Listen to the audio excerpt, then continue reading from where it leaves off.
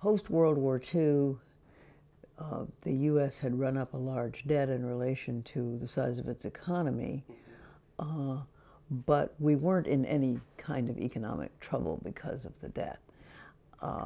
We were growing rapidly, and we reduced the debt as a percent of the economy very rapidly.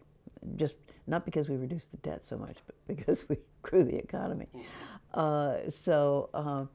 Debt per se, until quite recently, has not been a big economic concern. There are good reasons for running up debt. We had a really good reason in World War II. We ran up a lot of debt. We could not have mounted the kind of military effort that we did without running up very substantial debt. But the debt at the end of the war was not a big problem. The economy was growing very rapidly, and the debt in relation to the size of the economy came down rapidly because the economy was growing so fast. And that went on for several decades. So the U.S., since World War II, until about 2 or 3 years ago, has not had very high debt levels. 2001, I think, was the last surplus year.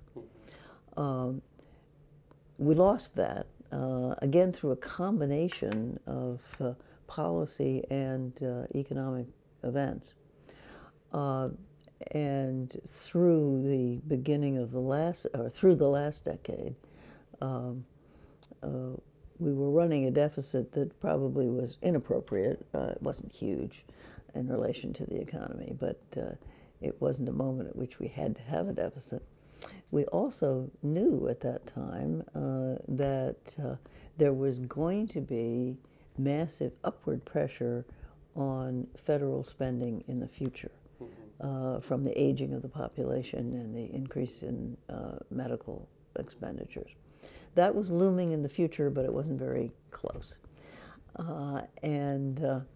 What's happened much more recently, since the crisis of 2008, is first we had the crisis and the deep recession, which caused the deficit and the debt to balloon, both because of the recession itself and because of the measures that went with it to combat the recession and to bail out the financial sector.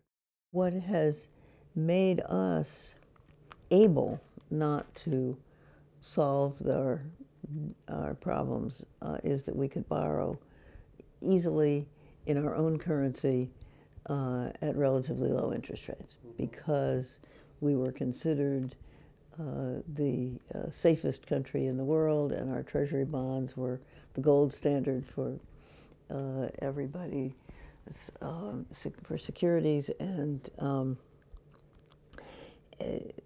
one of the most curious things that happened in the crisis of 2008 was the whole world rushing to buy treasury bonds.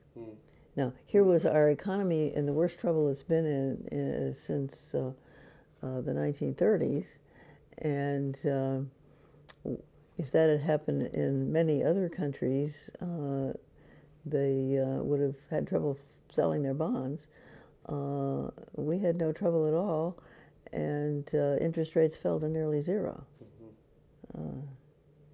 So the fact that we had, as a result of the post-World War II situation, established ourselves as the world's currency and established the treasury bond as the most secure security in the world, gave us a latitude that other countries didn't have. And the other thing that makes it difficult for us is our separation of powers.